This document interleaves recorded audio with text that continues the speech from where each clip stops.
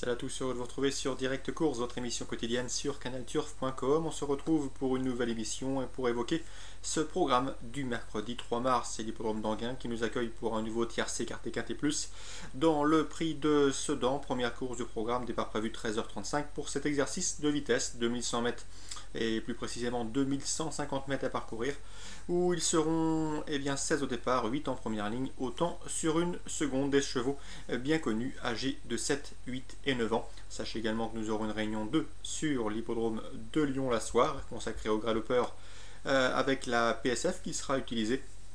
La piste en sable fioré, réunion 3 également en semi-nocturne sur l'hippodrome toulousain. Bref, un programme chargé en ce mercredi. On revient en tiercé écarté quinté plus dans cette épreuve. Sachez que j'aime beaucoup le numéro 1 Peppermint, un cheval entraîné par Jean-Étienne Dubois, une écurie en pleine forme. On l'a vu notamment se mettre en évidence avec Walker Jet dans le Prix d'Amérique, mais également très récemment dans le Critérium des Jeunes où il s'est imposé avec The Best Madrid. Bref, l'écurie de Jean-Étienne Dubois est en pleine forme. On peut ajouter le récent succès notamment de Rebecca Jet. Bref, c'est un effectif qui fait feu de tout bois actuellement. Concernant ce Peppermint, il n'échappe pas à la règle. Lui aussi est en pleine condition physique, son récent succès en atteste. Un cheval qui se plaît sur l'hippodrome d'Anguin. D'ailleurs, j'ai regardé ses performances sur le plateau de Toisé. Notez bien qu'en 7 courses disputées, il a remporté 2 victoires, s'est classé 3 fois deuxième et 1 fois quatrième. Bref, un excellent coefficient de réussite pour ce numéro 1 Peppermint sur les programmes d'Anguin. D'ailleurs, il s'est produit à 2 reprises sur ce parcours dès 2150 mètres autostart pour autant de victoires. Bref, invaincu sur ce parcours. Ce numéro 1 Peppermint mérite une nouvelle fois un large crédit. Seul son numéro 1, toujours un peu piège derrière la voiture, peut l'empêcher d'obtenir un classement enviable, mais à mon avis, il dispose d'une toute première chance. Il a pour lui sa forme, son aptitude au parcours et à la piste de l'hippodrome d'Anguin. Nous devons également accorder un large crédit au numéro 7 Podium du Rib qui a réalisé un excellent meeting d'hiver. Un meeting d'hiver fructueux où il a remporté notamment 2 quintés plus. Lui aussi se plaît sur les parcours de vitesse donnés avec l'aide de l'autostart puisqu'il s'est imposé cet hiver notamment sur le parcours des 2100 mètres autostart de Vincennes en marchant 12-7, 1-12-7, un chrono qui l'autorise ici également à jouer un tout premier rôle. Nous devrons également, et ils devront ces Français se méfier du numéro 9, Sir Remington, un concurrent suédois qui n'a pas manqué ses débuts sur notre sol. Certes, il a hérité de la victoire sur le tapis vert après la disqualification de Pacha des Bordes. C'était le mois dernier, mais Sir Remington nous a prouvé également qu'il était en retard de gain. Il a contre lui un numéro peu enviable en deuxième ligne derrière la voiture. Il partira dans le dos de Peppermint, donc va donc être soumis aux aléas du parcours, drivé Jonah Lindquist, déféré des 4 pieds. Cela peut compenser et le cheval en classe pure a les moyens également de jouer un tout premier rôle. On peut juste lui souhaiter des bonnes circonstances de course. D'autant que ce cheval est compétitif en Paris Société, il vient de nous le prouver. Sachez également que dans cette épreuve et comme outsider dans ce quintet, mon coup de cœur sera le numéro 5 Panaché de Liton, un cheval qui reste sur plusieurs échecs, mais attention, je peux vous indiquer que c'est la course visée du côté d'Hugues Lévesque, son mentor. Hugues Lévesque que vous pouvez régulièrement retrouver dans notre rubrique des interviews du jour. Il collabore régulièrement avec canalturf.com. Sachez que cette course pour le numéro 5 Panaché de Liton est une course visée, je vous le répète. Le cheval sera déféré des postérieurs, ce qui n'a pas été fait depuis longtemps. Il retrouve Mathieu Abrivard avec lui. Il s'entend à merveille au sulky. C'est un bel engagement pour lui. D'ailleurs, c'est son meilleur engagement depuis le début de l'année. Un engagement idéal. Lui qui compte à peu près 204 000 euros pour une course fermée à 206 000 euros. Bref, vous l'aurez compris, Hugues Lévesque a fait le nécessaire à la maison pour l'amener au top en préparation de ce quintet plus. J'en ferai mon outsider. A priori, il devrait y avoir une cote assez sympa sur les chances du numéro 5 Panaché de Liton. Hugues Lévesque est confiant. Le cheval est prêt à fournir sa bonne valeur.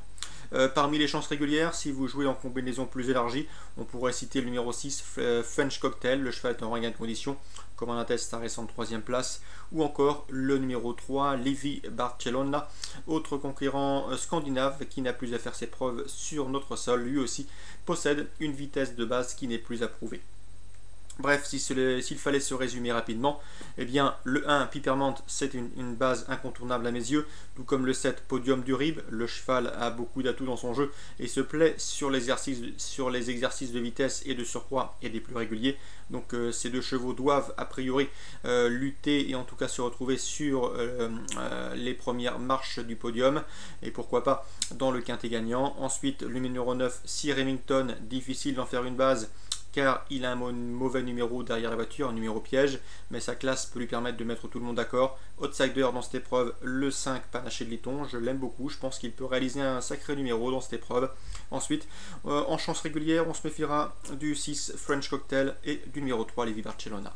Concernant cette même réunion 1 sur les polombes d'Anguin, sachez eh bien que Franck Furet m'avait dit il y a de cela quelques semaines qu'il estimait beaucoup le 803 Tornade de Chelin. C'est une pouliche assez brave, une pouliche qui répète toutes ses courses, avec laquelle il s'efforce de lui trouver des bons engagements, lui éviter les combats difficiles face au mal. La jument reste sur de bons résultats et Franck Furet l'estime. Bref, on peut logiquement penser qu'elle finira sur le podium de cette épreuve, le 803 en réunion 1 Tornade de Chelin. J'ai repéré également pour vous le 505, élève de la famille Dubois. Le cheval compte 6 victoires en 9 prestations publiques, c'est pas mal du tout. Ses 2 derniers succès, si vous avez pu les voir, ont été acquis avec une réelle aisance, avec facilité et surtout avec de la marge. Donc dans ces conditions, ce 505... élève de Jean-Philippe Dubois, entraînement Philippe Moulin, eh bien s'annonce également redoutable. Il n'a pas les gains en rapport avec son potentiel, c'est Racing Charm. Petit mot également sur le 605, Scala. Ce n'est pas une pouliche qui est à l'abri d'une incartade, mais c'est une pouliche surtout estimée par Émeric Thomas, qui en a toujours pris le plus grand soin. Il l'a ménagée, préservée, en vue de lui faire réaliser une belle carrière de course. C'est une pouliche de qualité. Ici, à mon avis, elle affronte des adversaires largement dans ses cordes. L'autostart devrait l'aider à s'élancer, déférer les 4 pieds pour cette course visée.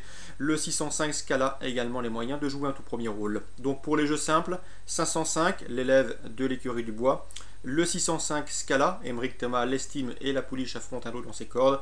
Et le 803 Franck Furet, nous ayons toujours dit qu'il s'agissait également d'une pouliche de qualité. Concernant les autres réunions consacrées aux galopeurs, eh bien sachez que concernant Toulouse, vous pouvez retrouver l'interview du jockey Charles Nora qui se mettra en selle à plusieurs reprises, une interview qui vaut le détour. Sachez également que Benoît Courroyer m'a dit du bien de son représentant, le 707 en réunion 3 à Toulouse.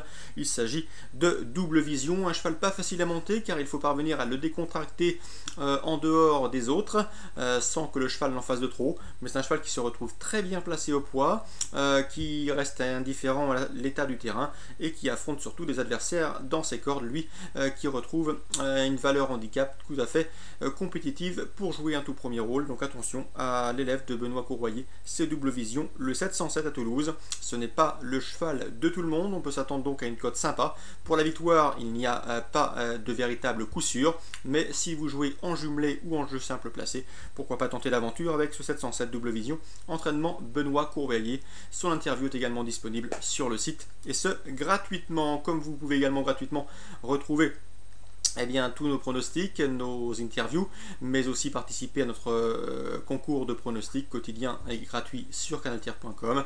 Je vous souhaite de très bons jeux à tous. Je vous précise également que si vous bénéficiez et si vous avez un téléphone portable, eh bien, vous pouvez retrouver toutes les informations Canal Turf sur votre téléphone mobile. Bref, de quoi passer de bonnes journées et de bénéficier de bonnes informations. Je vous souhaite une très bonne journée, de très bons jeux à tous et on se donne désormais rendez-vous demain pour une nouvelle émission.